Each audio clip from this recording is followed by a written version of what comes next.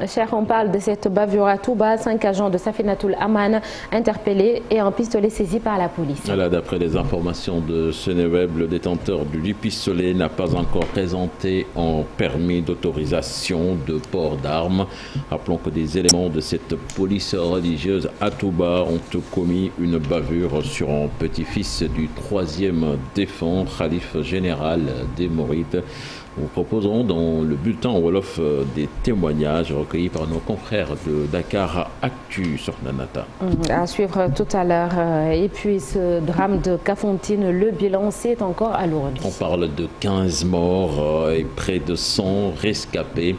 Les recherches se poursuivent avec tout de même un brin de pessimisme dans l'espoir de trouver des survivants.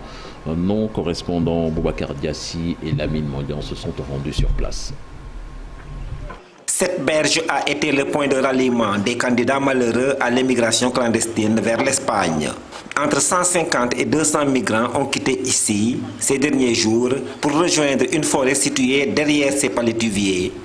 En passant par ces méandres, là-bas, certains ont passé 18 jours avant l'embarcation meurtrière. Le convoyeur nous a récupérés ici à Kafountine où nous avions passé 30 jours. Puis, il nous a rassemblés sur une île et nous avons passé 18 jours sur place.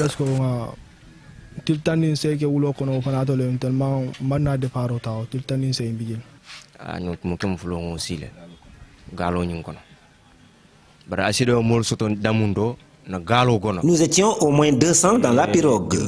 Et c'est le feu qu'on a allumé pour faire la cuisine. C'est ce feu-là qui a atteint les résidus d'huile qui flottaient sur l'eau. Et tout a pris feu. Nous sommes 4 Bissau-Guinéens ici et chacun avait payé 450 000 francs. 450 000 francs CFA.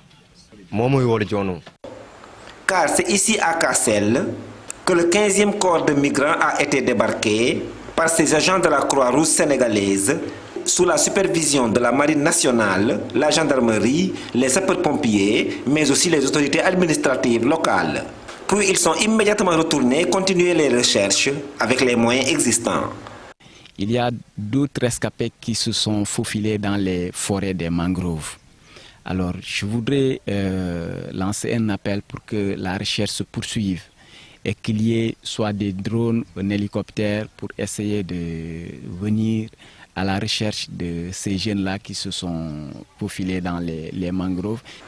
Parmi ces candidats à la migration irrégulière, certains en sont à leur première tentative, d'autres à la 3e, voire plus. L'actualité politique à présent, Yewwi Askan Wi accepte d'aller aux élections législatives avec la liste de ses suppléants et va remettre ce soir le concert de casseroles. Oui, les leaders de la coalition qui ont fait face à la presse hier promettent une cinglante défaite à la majorité, suivant les temps forts de leur face-à-face avec la presse, avec nos reporters Habib Faye et Tierno Laurent Mendy. Yewwi Askan Wi dégonfle la tension après une large concertation entre ses leaders. Elle décide de surseoir à sa manifestation prévue cet après-midi. Notre décision de surseoir à la manifestation d'aujourd'hui, ce n'est pas les interdictions des préfets. On est dans la phase des examens scolaires et c'est nos enfants qui vont faire ces examens. Deuxièmement, on est dans la période de la préparation de la fête de la Tabaski et tout le monde sait ce que ça représente au Sénégal. Ensuite, les secteurs socio-professionnels, les tailleurs, les vendeurs de moutons, tout le monde nous a supplié. Ousmane Sonko, tête de liste nationale de Yewwi, affirme qu'il y aura bel et bien des élections législatives le 31 juillet. Il appelle ses compatriotes à sanctionner la coalition au pouvoir. Yewwi Askan Wi va aller à ces élections législatives et va les remporter sur plaide à Dieu. Et c'est pourquoi nous nous orientons résolument vers ces élections législatives. À peine sorti de prison, le mandataire de Yewwi Askan Wi est revenu sur son séjour carcéral. Déthié Fall dénonce une séquestration que rien ne saurait justifier. D'ailleurs, je suis un goum, je suis un peu, je suis donc, bi MDL bi ñoy dama ne ko fayal clim bi ubbil fenêtre yi bu ko defee ma jël ci chaleur yi jël ci yoy préparer fi ma jëm parce que je savais qu'il allait me transférer. Moo tax sama yaram bi yëpp gis ngeen ay matt tatu yoo la parce que dama dem prisonniers yi mën leen bàyyi leen yooyu jël seen asaka ba mu doyal bu ko defee dootuma matt dañu may giiw rek. Yewwi Askan Wi compte remettre le concert de casseroles et de klaxons ce jeudi, cette fois pour une durée de 30 minutes. Cette fois-ci, nous voulons que même sa maison à Mermoz tremble tellement le bruit sera fort. président Sonko wax rek ñun ñëpp moom lay wax lu tënk léegi li mu wax loolu lañ wax.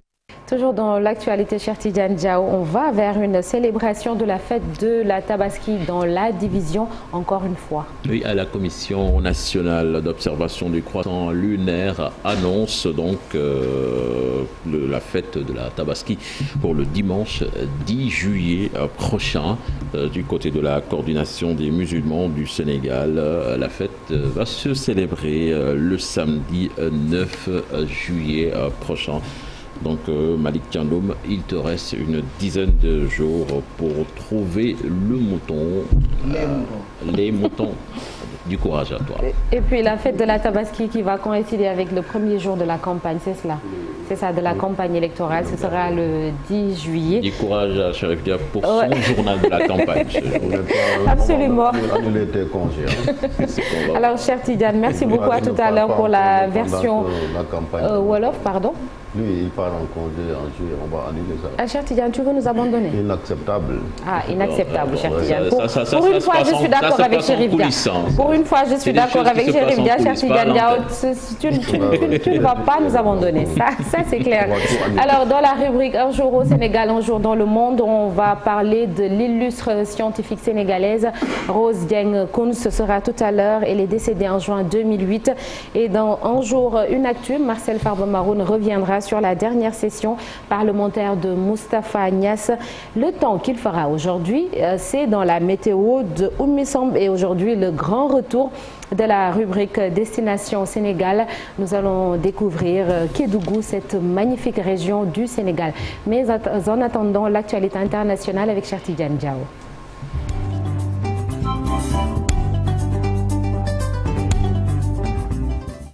Chère direction la Libye où 20 personnes sont mortes de soif en plein désert. Oui, à des membres de la branche locale du service de secours et d'urgence de la ville de Koufra.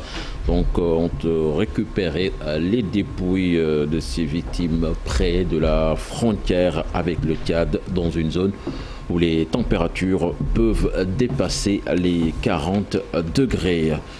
Toujours à propos de ces migrants aux États-Unis dans un camion au Texas, donc le bilan qui monte à 53 morts, 4 personnes interpellées. Donc ce sont des services donc qui travaillent dans la migration qui ont indiqué ce bilan.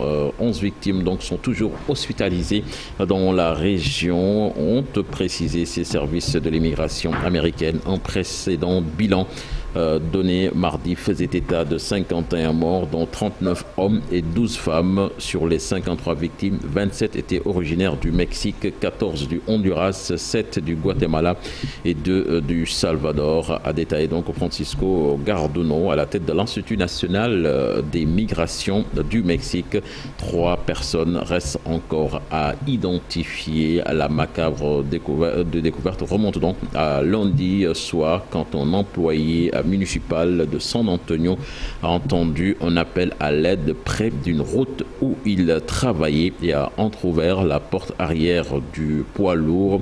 Sur les 64 occupants du camion, 48 étaient déjà décédés et 16 ont été transportés dans les hôpitaux environnants où 5 sont morts, a précisé donc mercredi soir dans un communiqué le procureur fédéral en charge de l'affaire. Après une journée marquée par des températures proches de 40 degrés, il souffrait d'hyperthermie et de déshydratation aiguë. Nous parlons de ce procès des attentats du 13 novembre. Salah Abdel Salam, condamné à la perpétuité. Les 5 magistrats professionnels donc, ont poursuivi les réquisitions du parquet national antiterroriste qui avait réclamé cette sanction très rare, rendant infime toute possibilité de libération à l'encontre du seul membre encore en vie des commandos qui ont fait 130 morts à Paris Paris et Saint-Denis. Les juges ont condamné les 19 co-accusés de Salah Abdeslam, dont 6 étaient jugés par défaut, écartant la qualification terroriste pour un seul d'entre eux, Farid Karkash. Ce dernier a été condamné à 2 ans de prison ferme pour une association de malfaiteurs en vue de commettre une escroquerie et devait sortir de prison la nuit. Et puis Nata, pour terminer, le chanteur américain Robert Kelly, condamné à 30 ans de prison pour crime sexuel. La star américaine déchue du R&B, qui va croupir en prison. Il avait déjà été reconnu coupable en septembre 2021 à New York comme d'avoir dirigé pendant des années un système d'exploitation sexuelle de jeunes, dont des adolescentes. Cette lourde peine contre le chanteur de 55 ans a été prononcée donc par le tribunal fédéral de Brooklyn, là où son procès, il y a 9 mois, avait levé le voile sur la question des crimes sexuels au sein de la communauté noire aux États-Unis. Donc c'est ça le destin peu vraiment funeste de l'interprète de I Believe I Can Fly. De seulement, quel gâchis, cher Tidiane Diaw, quel gâchis. Merci beaucoup et puis à tout à l'heure pour la version Wolof. Et retenez que dans la seconde partie de cette émission, Charles Faye sera avec nous pour le Djangat aujourd'hui. Charles Faye se pose une question sur la situation politique du Sénégal. Yewwi Askan Wi et Wallu, ces 2 coalitions ont-elles reculé pour mieux sauter?